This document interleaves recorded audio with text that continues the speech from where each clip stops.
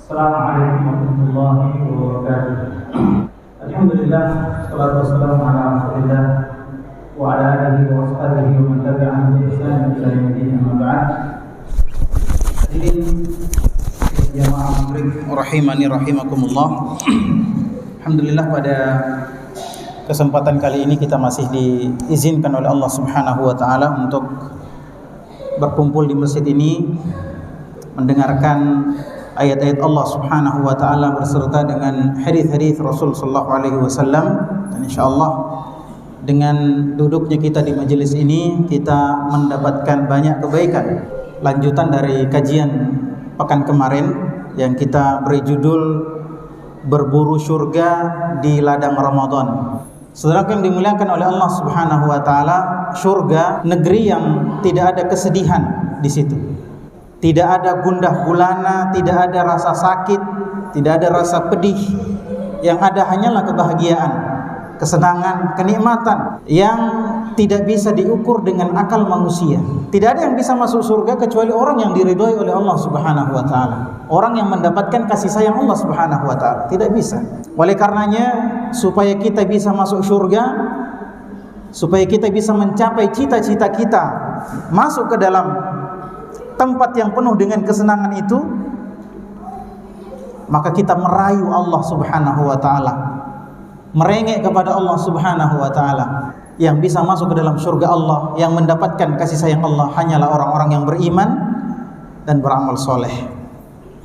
Di dalam bulan Ramadan ada banyak sekali yang membuat kita dirindukan oleh surga. Ada banyak sekali, karena memang bulan Ramadan adalah bulan yang dikhususkan dengan kemuliaan yang sangat banyak oleh Allah Subhanahu wa ta'ala. Tetapi saudaraku yang dimuliakan oleh Allah, orang yang tidak sepenuh hati dalam menjalankan Ramadan itu tidak bisa memperoleh keutamaan-keutamaan itu. Harus dengan sungguh-sungguh. Makanya kita beri judul Berburu Surga di Ladang Ramadan. Kenapa? Karena orang yang berburu itu tidak ada yang santai-santai. Kalau dia santai-santai tidak dapat itu. Ya, mesti bersungguh-sungguh memikirkan bagaimana caranya, penuh dengan pengalaman, ya, diilmui dulu bagaimana caranya berburu, baru dia berburu. Nah, begitulah kita ketika menghadapi Ramadan, ya, ketika hendak masuk ke dalam bulan Ramadan, kita harus ilmui dulu, ya, supaya kita punya pengalaman, punya pengetahuan tentang apa yang kita buru dan bagaimana caranya berburu di dalam bulan Ramadan. Amalan yang paling utama di dalam bulan puasa adalah, ya, dalam bulan Ramadan adalah puasa, ya, adalah puasa. Kenapa demikian? Karena memang bulan Ramadan dikhususkan dengan puasa, ya, atau puasa ini dikhususkan dalam bulan Ramadan. Puasa yang wajib dikhususkan dalam bulan Ramadan. Allah Subhanahu wa taala berfirman, A'udzubillahi minasyaitonirrajim. Ya ayyuhalladzina amanu kutiba alaikumusiyam kama kutiba alal ladzina min qablikum la'allakum tattaqun. Wahai orang-orang yang beriman, diwajibkan atas kalian berpuasa sebagaimana diwajibkan kepada orang-orang sebelum kalian agar kalian bertakwa. Saudaraku yang dimuliakan oleh Allah Subhanahu wa taala, aga sih sebenarnya betuan na yaro yasan takwa. Ya. Karena banyak orang bilang-bilang takwa saja, ini sehingga agak betul nama. Ya, tujuan yang kita tidak tahu apa itu, ya susah untuk kita dapat. Para ulama sendiri itu banyak sekali mendefinisikan tentang takwa, dan definisi yang banyak itu, pengertian yang banyak itu, ya, maknanya sama. Ya, maknanya sama. Takwa sendiri berasal dari kata waqa yaqi wiqayatan dalam bahasa Arab. Artinya tameng, pelindung dari sekian banyak yang disebutkan oleh para ulama. Maka intinya takwa itu adalah yang menjadi benteng antara kita dengan kemarahan Allah, supaya Allah tidak marah sama kita, yaitu dengan mengamalkan apa yang diperintahkan, menjauhi apa yang dilarang oleh Allah Subhanahu wa ta'ala. Inilah yang hendak dicapai dalam bulan Ramadan. Saudara yang dimuliakan oleh Allah, puasa ini sendiri adalah rukun Islam. Barang siapa yang mengingkari bahwasannya puasa Ramadan itu wajib, bisa keluar dari Islam. Rasul sallallahu alaihi wasallam bersabda, "Bunyal Islamu ala khamsin." Islam dibangun di atas 5 perkara. 5 perkara inilah yang kemudian disepakati oleh para ulama disebut sebagai rukun Islam. Yang namanya rukun kalau tidak dilaksanakan ya tidak termasuk dalam Islam. Syahadatu an la ilaha illallah wa anna Muhammadar Rasulullah, bersyahadat dengan 2 kalimat syahadat, aku bersaksi bahwa tidak ada yang berhak disembah kecuali Allah dan bahwasanya Muhammad adalah utusan Allah. Wa iqamis salah, mendirikan salat, wa itaiz zakat, menunaikan zakat, ya, wa shiyam Ramadan wa hajjal bait, ya, atau wa hajjal baiti wa shaum Ramadan, ya, naik haji kemudian berpuasa pada bulan Ramadan. Nah, ini wajib, ya. Ini adalah salah satu pondasi agama kita, agama Islam, yang kapan kita tidak lakukan ya sudah hancur bangunan Islamnya. Ini yang pertama. Jadi puasa adalah amalan yang paling utama di dalam bulan Ramadan karena memang dia adalah ibadah yang dikhususkan pada bulan Ramadan dan dia posisinya hukumnya wajib. Hukumnya wajib. Yang kedua, salat tarawih. Salat tarawih. Rasul sallallahu alaihi wasallam bersabda, "Man shoma Ramadhana imanan wa ihtisaban ghufira lahu ma taqaddama min dzambi." Ya. Barang siapa yang berpuasa, gini puasa di dalam bulan Ramadan atas dasar keimanan dan mengharapkan pahala, diampuni dosa-dosanya. Kita sudah sebutkan bahwa dosa adalah salah satu sebab yang menghalangi orang masuk surga, ya, atau menunda orang masuk surga. Jadi orang-orang beriman nanti, ya, atau orang-orang Islam itu kan sudah pasti masuk surga, gitu kan. Kalau pernah mengucapkan asyhadu an la ilaha illallah, ikhlas dari hatinya, maka dia pasti masuk surga, ya, pasti masuk surga. Tapi ada yang dicuci dulu di neraka, ya. Kenapa? Karena dosanya. Nah, ketika orang berpuasa, maka penghalang dia untuk segera masuk ke dalam surga itu dihapus oleh Allah Subhanahu wa taala, yaitu dosa. Wa man qama ramadhana imanan wa ihtisaban, ini satu rangkaian. Wa man qama ramadhana imanan wa ihtisaban ghufira lahu ma taqaddama min dhanbi wa man qama lailatal qadri imanan wa ihtisaban ghufira lahu ma taqaddama min dhanbi. Barang siapa yang bersolat tarawih, salat tarawih pada bulan Ramadan karena dasar keimanan dan mengharapkan pahala dari Allah, diampuni dosa-dosanya. Begitu pula orang yang salat pada malam Lailatul Qadar, diampuni dosa-dosanya, ya, kalau didasari pada keimanan dan mengharapkan pahala dari Allah Subhanahu wa taala. Hadis ini diriwayatkan oleh Imam Bukhari dan Muslim. Kata Rasul sallallahu alaihi wasallam, "Innar rajula idza qama ma'al imami hatta yansarifa kutiba lahu qiyamul lailah." Dalam sebuah hadis yang diriwayatkan oleh Imam Tirmidzi, Abu Daud dan Ibnu Majah dan yang lainnya, Rasulullah mengatakan, seseorang kalau dia sholat tarawih bersama imam pada bulan Ramadan sampai selesai imamnya sholat, berarti selesai sholat witir, ya. Nah, orang yang sholat tarawih dari awal tarawih sampai selesai sholat witir bersama imam, maka dia dituliskan pahala sholat satu malam penuh, mulai dari masuknya maghrib sampai terbitnya matahari. Itu namanya satu malam penuh.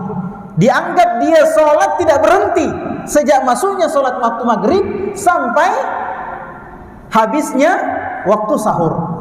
Tidak berhenti itu pahala, Masya Allah. Bayangkan Pak, kalau tiap malam kita sholat tarawih, alangkah banyaknya itu, ya. Dan waktu sholat tarawih ini yang paling utama kata para ulama, sebagaimana disebutkan oleh Umar bin Khattab radhiyallahu taala anhu, waktu sholat tarawih yang paling utama adalah, ya, sepertiga malam terakhir. Jadi sebelum apa? Sebelum sahur. Ini yang paling utama, ya. Tapi kalau waktunya mulai dari setelah sholat isya, ya. Tapi kalau ditanya mana yang paling utama, ya sebelum sahur, ya, sepertiga malam terakhir. Kemudian amalan yang ketiga adalah yang banyak juga pahalanya, ya, adalah memberi makan. Allah Subhanahu wa taala berfirman, "Wa yut'imuna at-ta'ama 'ala hubbihi miskinan wa yatima wa asira."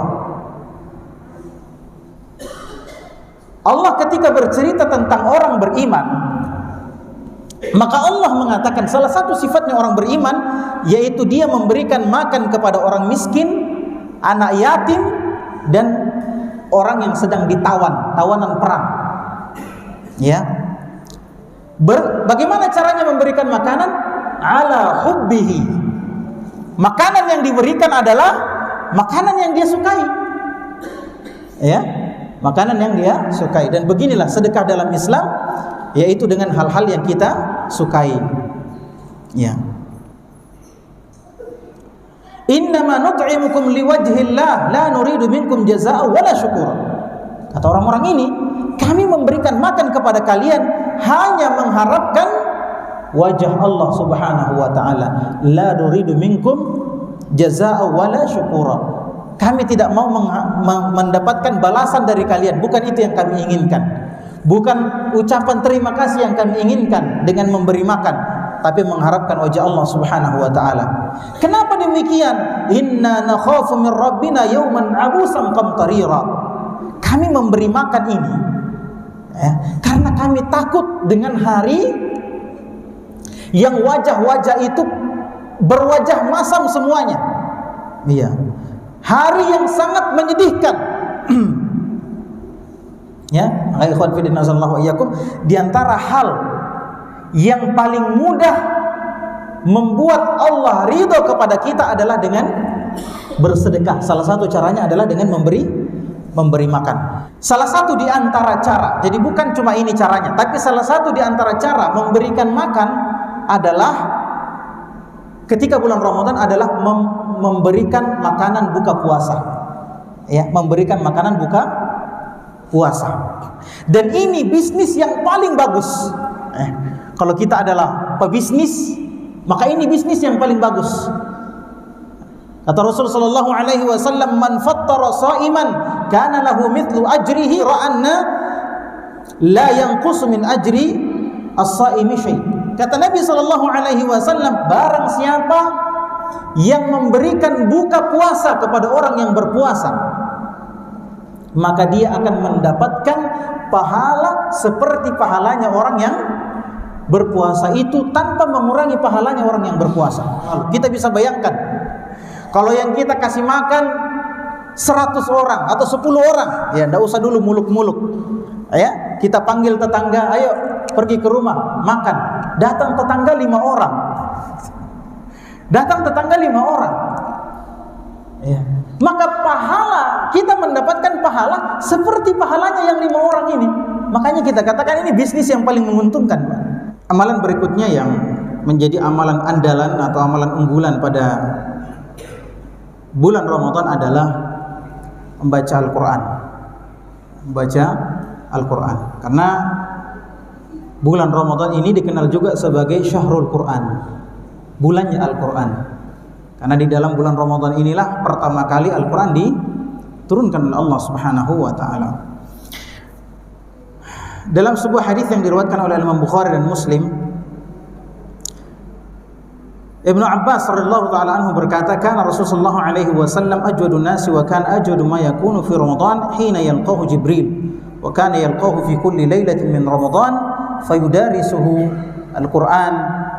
Oleh Rasulullah sallallahu alaihi wasallam, ajwadu bil khairi min ar-rihil mursalah. Disebutkan bahwasannya Rasulullah itu adalah orang yang paling dermawan. Ya, dan harusnya kita sebagai seorang muslim yang mengaku sebagai umatnya Nabi ya dermawan. Ini konsep kehidupan sosial yang paling utama dalam Islam. Ya. Akan tetapi ketika masuk ke dalam bulan Ramadan, maka Rasulullah itu lebih dermawan lagi. Dan di dalam bulan Ramadan itu Jibril menemui Rasulullah sallallahu alaihi wasallam dan mengajari Rasulullah Al-Quran. Ya. Jadi Jibril itu mengajari Rasulullah Al-Quran di bulan Ramadan. Kemudian setelah diajarkan, Rasulullah store hafalan sama Jibril. Ya. Ayo baca Al-Quran. Dan disebutkan dalam hadis ini, Jibril ketika bulan Ramadan, Jibril menemui Rasulullah itu setiap malam. Setiap malam. Ya, Rasulullah SAW setiap tahunnya, setiap Ramadannya tamat satu kali. Maka saudara yang dimuliakan oleh Allah, ya, kata para ulama, jangan sampai ada orang Islam yang tidak tamat Al-Quran dalam bulan Ramadan.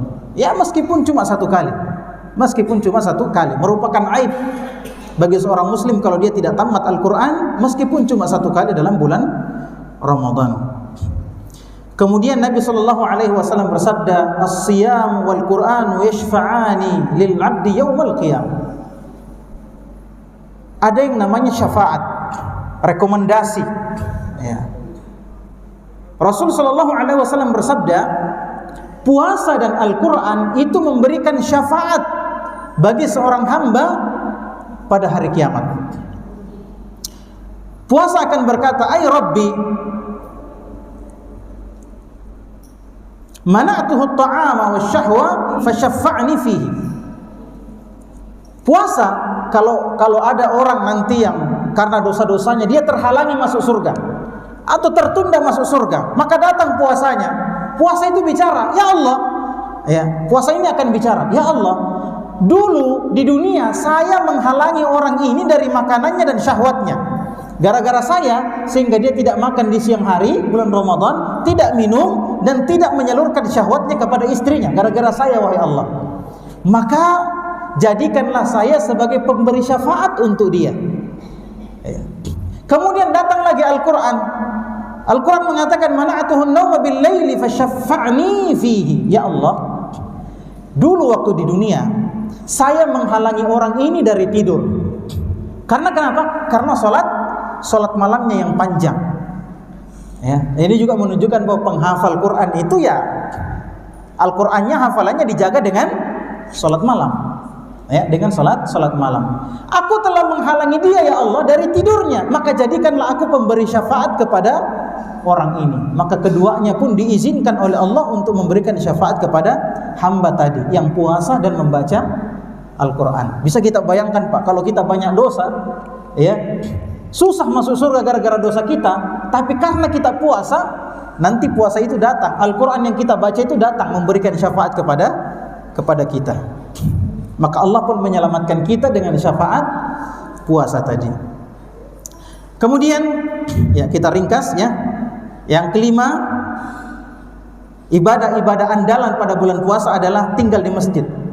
Disebutkan oleh Abu Hurairah radhiyallahu taala anhu bahwasanya para sahabat dulu kalau bulan Ramadan itu suka tinggal di masjid, suka sekali tinggal di masjid.